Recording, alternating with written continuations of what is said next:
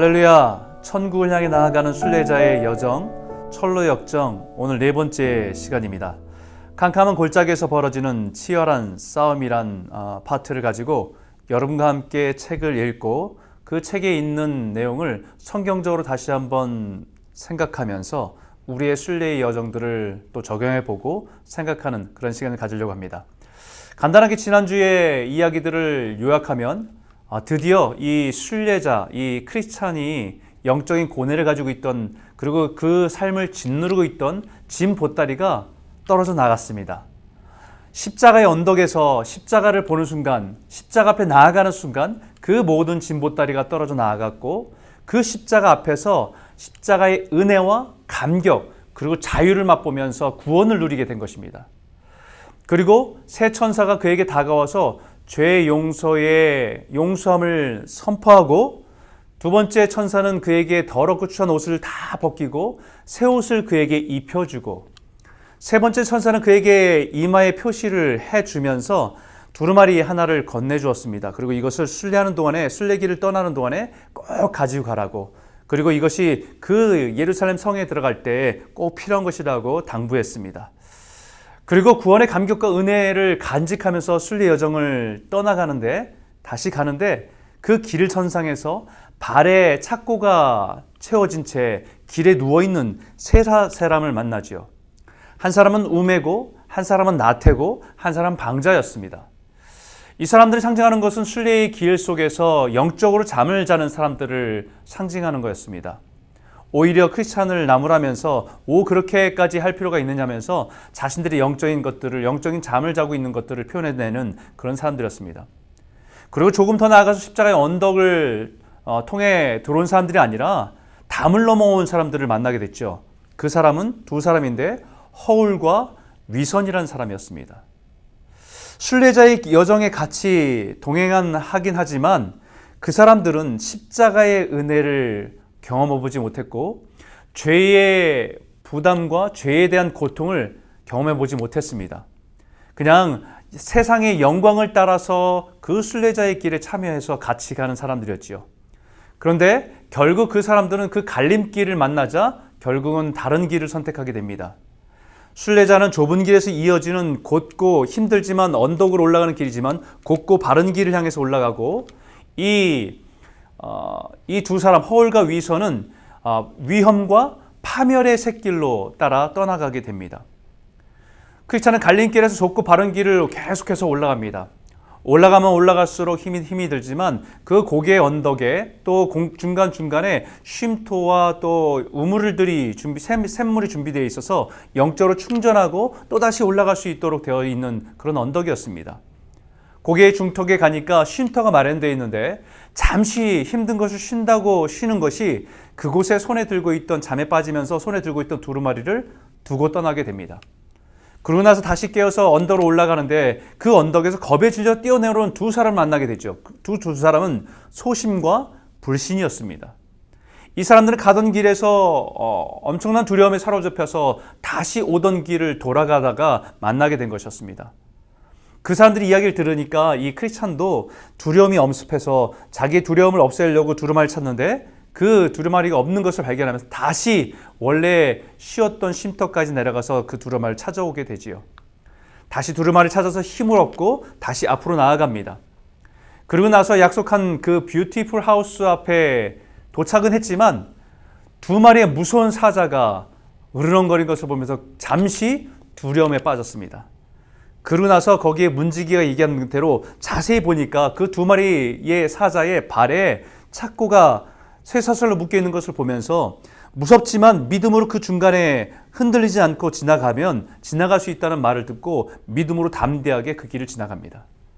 그리고 나서 이 뷰티풀 하우스에 들어가서 신중, 분별, 경건, 자선이라고 하는 네 자매와 자신들의 믿음을 나누고 또 그들로 통해서 위로를 얻고 힘을 얻게 됩니다. 그 집에서 서재에 들어가서 믿음의 조상들의 지혜를 배우게 되지요. 우리 동일한 믿음을 가졌던 사람들이 먼저 걸어간 사람들의 이야기들을 그 서재에서 배우게 되고, 또 한 방에 가니까 무기고가 있어서 그곳에서 영적으로 무장하게 되고, 마지막으로 떠나기 전에 저 멀리 배는 환희의 산맥을 보면서 소망을 가지고 이제 다시 순례의 여정길에 들어서게 됩니다. 이제 정말 본격적인 영적인 싸움이 시작됩니다. 그 순례자가 반드시 첫 번째 통과해야 되는 곳이 겸손의 골짜기입니다. 그곳에 들어가자마자 아볼론을 만나게 되죠. 아볼론을 만나게 되는데 이 아볼론을 만나면서 너무 두렵게 생긴 그런 존재였지만 정면으로 맞서는 것이 최선이라는 것을 알게 됩니다. 성경 베드로전서 5장 8절과 9절에 이렇게 말합니다. 근신하라 깨어라 너희 대적 마귀가 우는 사자같이 두루 다니며 섬길 자를 찾나니 너희는 믿음을 굳건하게 하여 그를 대적하라. 이는 세상에 있는 너희 형제들도 동일한 고난을 당하는 줄 알미라. 이 영적인 전쟁 가운데 이제 아볼론을 대적해서 마귀를 대적해서 도망가는 것이 아니라 맞서서 싸워야 되는 것을 말하고 있는 것이지요. 그래서 야고보서 4장 7절에 이렇게 말합니다. 그런즉 너희는 하나님께 복종할지어다. 마귀를 대적하라. 그리하면 너희를 피하리라. 우리가 죄를 피할 게 있고 대적할 게 있습니다. 우리 이미 영적으로 무장했습니다. 무장했기 때문에 이제는 영적으로 마귀와 대적해서 싸울 수 있는 준비가 되어 있다는 것입니다. 아볼론의 첫 번째 공격은 성도를 두려움 가운데 빠지게 합니다. 성도들 두렵게 함으로 인해서 하나님에 대한 신뢰를 깨트리고 하나님을 의지하지 못하게 하고 그 속에서 하나님을 신뢰하지 못하는 그곳에 좌절하게 만드는데 첫 번째 공격이 있습니다. 그러면서 크리스찬에게 이렇게 얘기하죠. 너는 원래 내 소유였다고, 내 종이었다고. 그것은 무엇을 얘기한 거냐면 우리의 인간의 죄성에 대해서 우리가 가지고 있는 죄성에 대해서 그리고 그 하나님을 알지 못할 때 예수 그리스도를 알지 못할 때 우리는 그 사단의 종으로 살아왔음을 우리는 인정하게 됩니다. 그러나 분명한 것은 거기에 대해서 이 크리스찬이 분명히 대답하죠. 그러나 그래 맞다 하지만 그러나 이젠 나에 대한 주권이 옮겨졌다고 고백합니다. 내가 예전엔 너에게 종에 끌려서 죄로 인해서 끌려 살았지만 이제는 나를 다스리시는 분이 주님이시라는 것을 분명하게 고백하고 있는 거죠. 그래서 여기는 제일 중요한 것은요. 첫 번째로 우리가 가지고 있는 영적인 싸움의 제일 중요한 것은 정체성입니다. 내가 누구인가? 거기에 대해서 골로새서 1장 13절과 14절에 이런 말씀을 합니다. 그가 우리를 흑암의 권세에서 건져내사 그의 사랑의 아들의 나라로 옮기셨으니 그 아들 안에서 우리가 속량 곧 죄사함을 얻었느니라. 우리가 누구냐면요.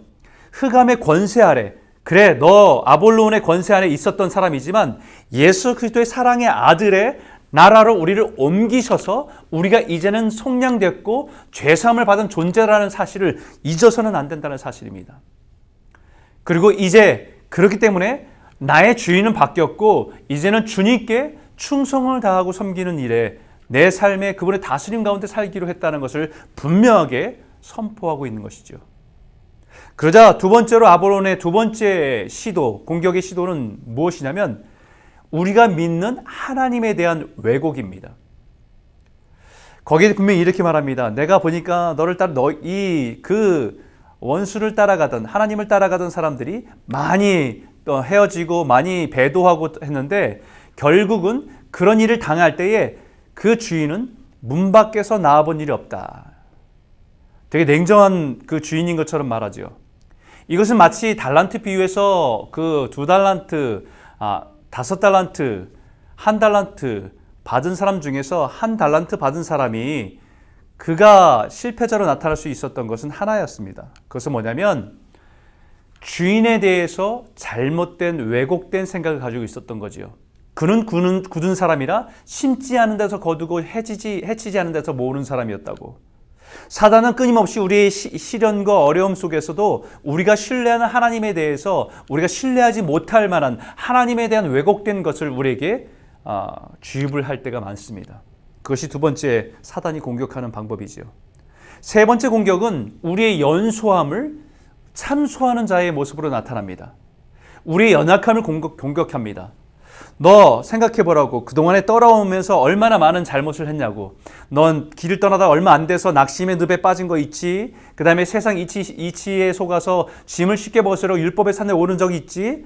잠들어서 두루마리 잃어버린 적 있지. 사자를 보며 두려워서 돌아오고 싶었던 적 있지. 이런 이야기를 통해서 우리의 연약함을 다 드러내고 있는 모습들을 보게 되는 것이죠. 여기에 대해서 성경은 분명히 말합니다. 계시록의 12장 9절과 11절에 큰 용이 내쫓기니 옛 뱀 곧 마귀라고도 하고 사단이라고 하며 온 천하를 꿰는 자라.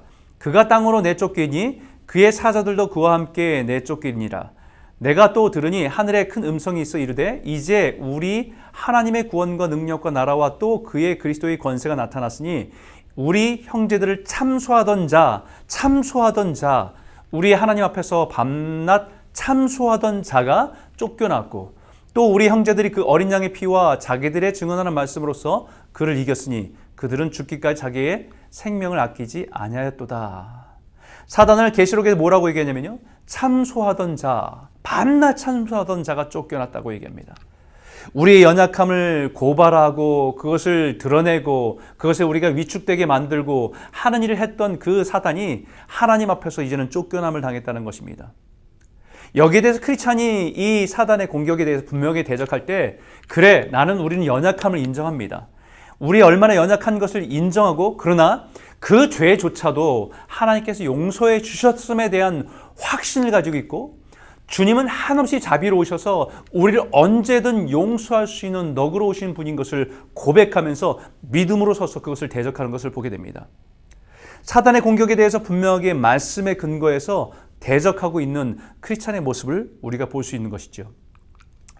그래서 우리가 이 에베소서 6장 11절과 18절에 우리가 지난주에 살펴봤듯이 무기고에서 이 전신갑주를 입었지 않습니까? 전신갑주의 허리에 진리의 허리띠를 띠고 의의 호심경을 붙이고 또 평안의 복음의 신을 신고 믿음의 방패를 들고 구원의 투구를 쓰고 성령의 검을 들어서 하나님 말씀을 들어서 대적하는 것이죠. 그리고 모든 기도와 간구를 훈련하는 것입니다. 이게 하나님의 전신갑주를 입어서 무장된 크리스찬의 모습을 보게 되는 것이고 지금 그 아볼론의 세 차례 강력한 그 도전과 공격 속에 거기에 대해서 이 크리스찬은 진리로 맞서면서 의의 자신의 약한 보호하고 있는 호심경을 붙인 것을 가지고 믿음의 방패를 가지고 성령의 말씀을 가지고 대적해서 싸우고 있는 모습을 보고 있는 것입니다. 그래서 이제는 화가 난 바벨론이 너무 이제 자기의 공격이 먹히지 않으니까 화가 난 바벨론이 불화살을 가슴에 겨누고 쏘아버립니다. 그것을 믿음의 방패로 계속해서 막아내지만 그러나 너무 많은 공격 속에서 손에 검을 떨어뜨리고 머리와 손발의 상처를 굉장히 많이 입었습니다. 이제는 점점 기운도 떨어졌고 칼도 놓쳤기 때문에 정말 위기의 순간이 찾아오고 만 것입니다. 그런데 이때 성령이 우리를 도우십니다. 그 순간의 위기의 순간 속에서 천사가 그를 도와서 그 속에서 힘을 얻을 수 있도록 다시 일으켜줍니다.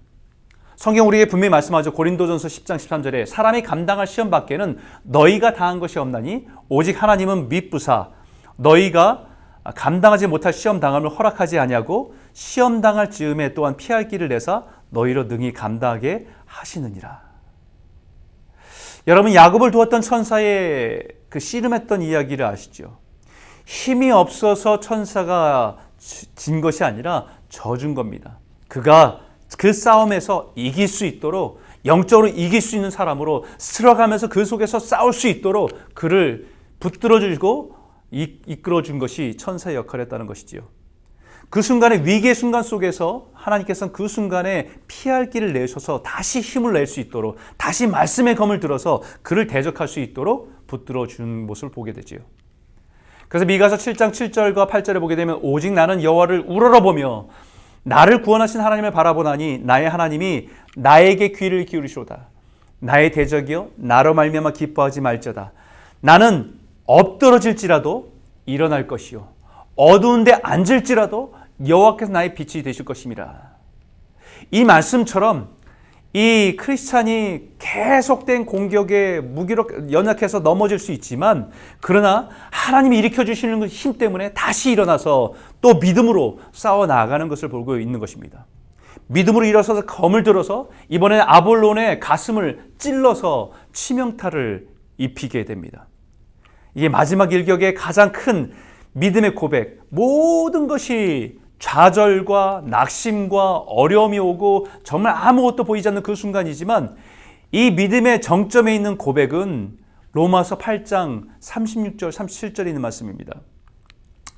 기록된 바 우리가 종일 주를 위하여 죽임을 당하게 되며 도살당할 양같이 여김을 받았나이다. 함과 같으니라. 그러나 이 모든 일에 우리를 사랑하신 이로 말미암아 우리가 넉넉히 이기느니라. 여러분, 이 말씀은요, 하나님에 대한 믿음의 정점에 있는 고백입니다.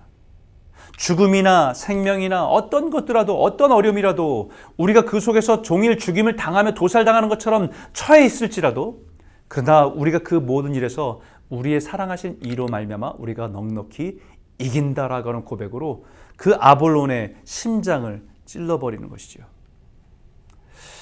여러분이 겸손의 골짜기에서 아볼론과의 싸움을 통해서 우리에게 전하고 싶은 메시지는, 예수님께서 공생의 시작에 40일 금식하시고 나서 마태복음 4장에 사단의 유혹 속에서 예수님이 능력이 있었지만 그를 무엇으로 이깁니까? 능력이 아니고요, 말씀으로 이깁니다.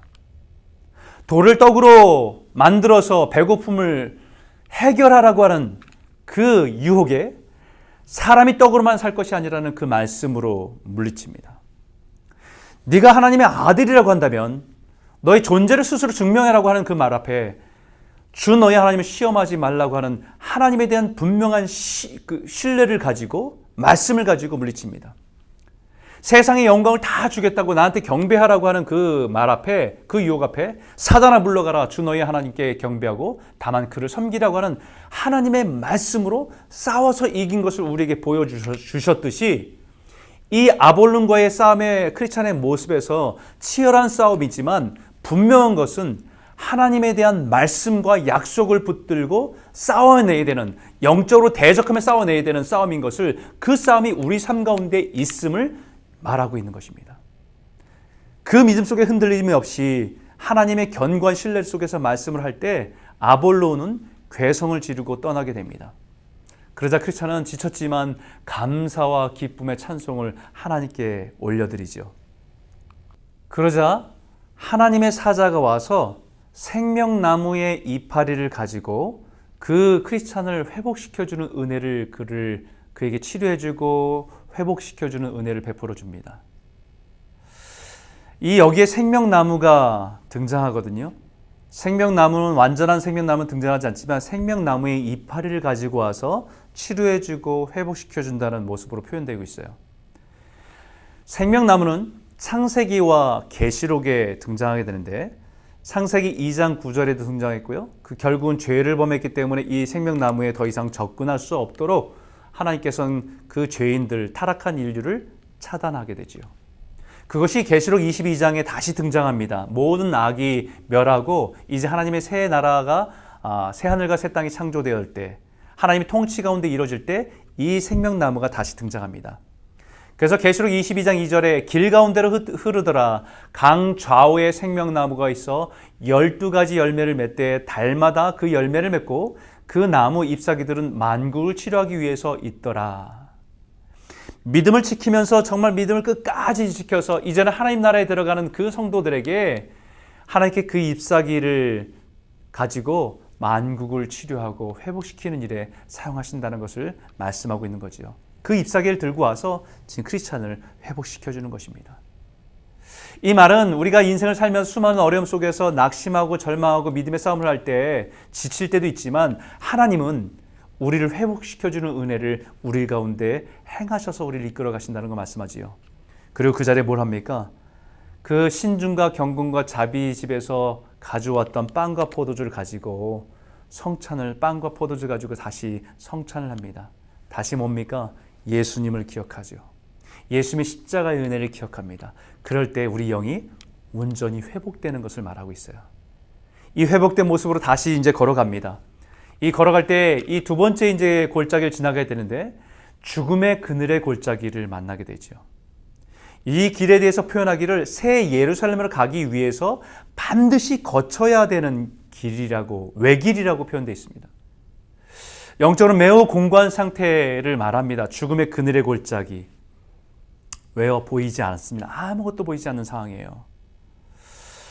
죽음의 그늘의 골짜기라고 하는 상황은 기도를 해도 하나님께 듣지 않는 것 같은 그런 암담한 상황입니다.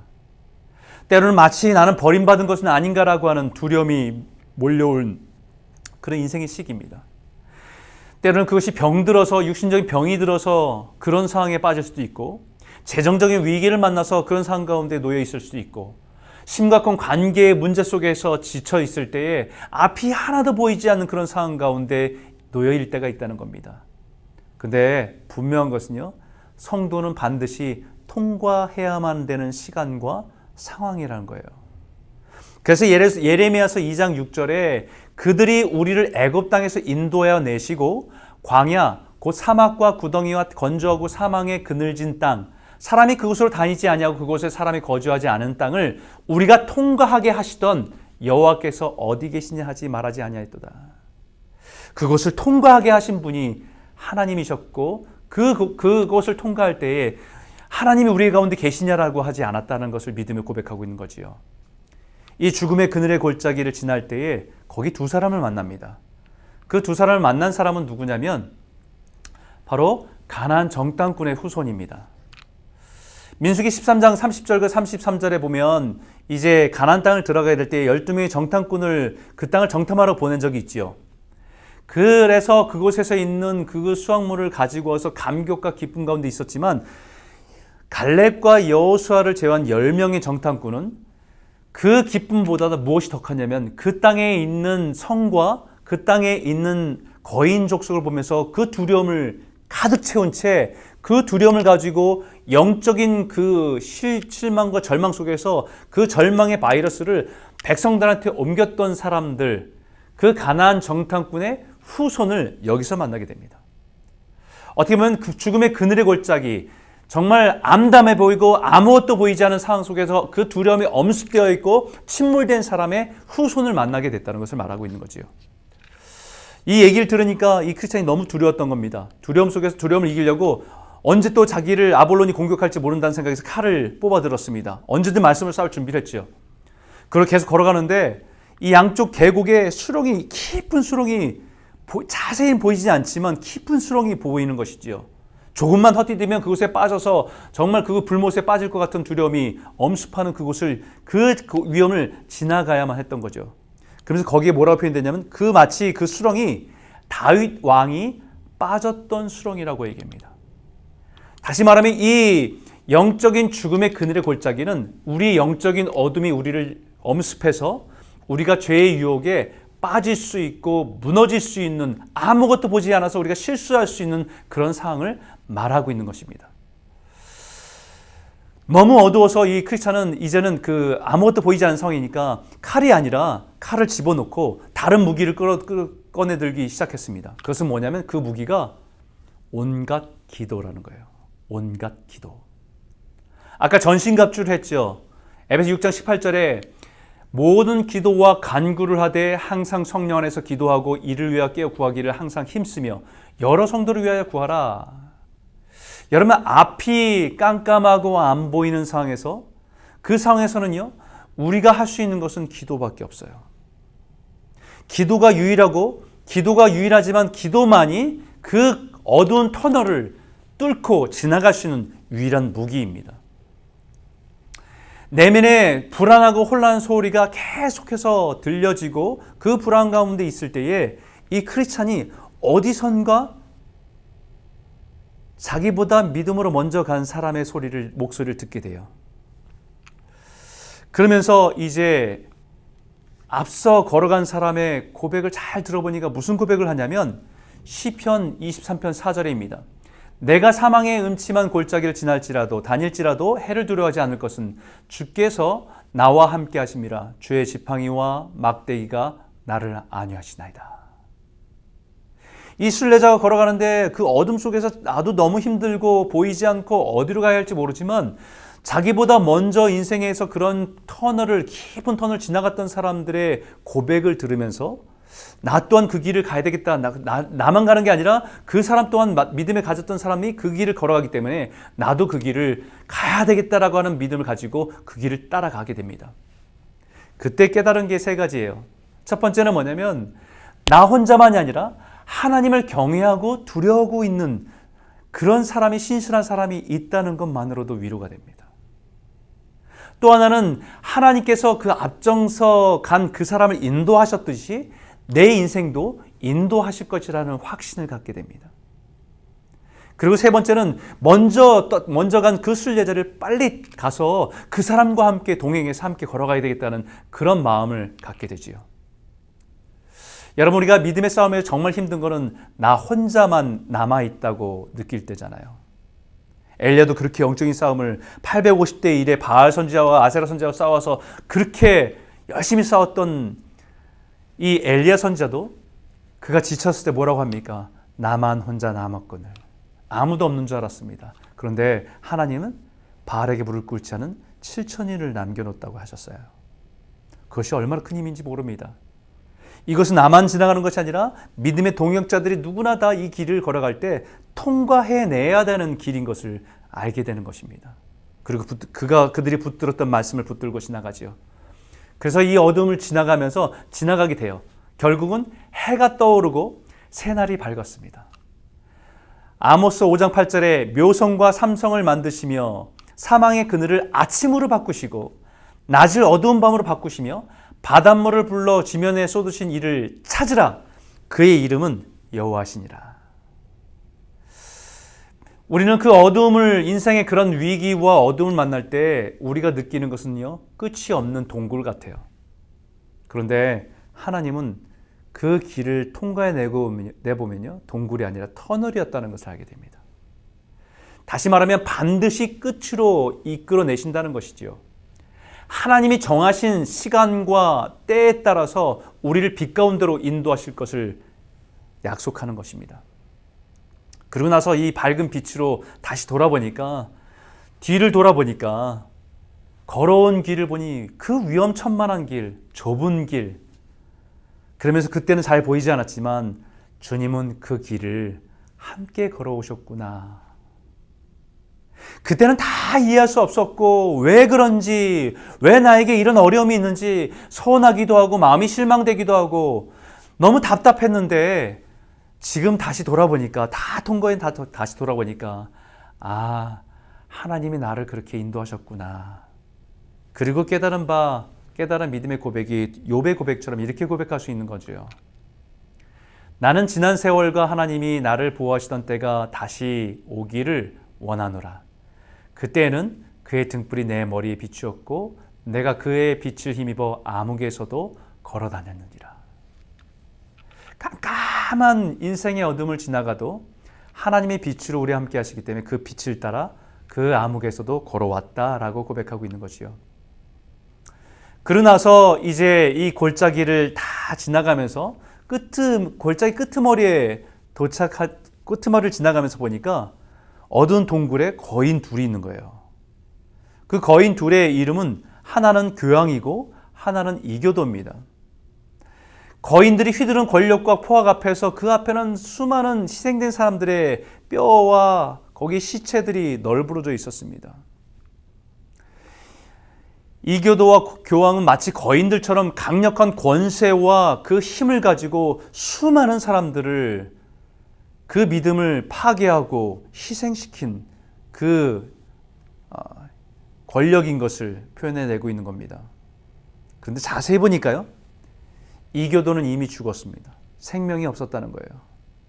생명이 없는 존재였습니다. 그런데 거기에서 두려워했던 거지요.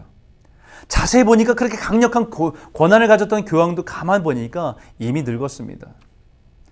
그 강력한 권세를 휘두르고 두려움의 존재였지만 그들의 실체는 이미 이교도는 생명이 없는 허상이었고 교황은 아직 살아있긴 하지만 나이가 많아서 정신마저 혼미하고 움직이지 못하는 존재로 놓여있는 그 모습을 보여주는 거예요.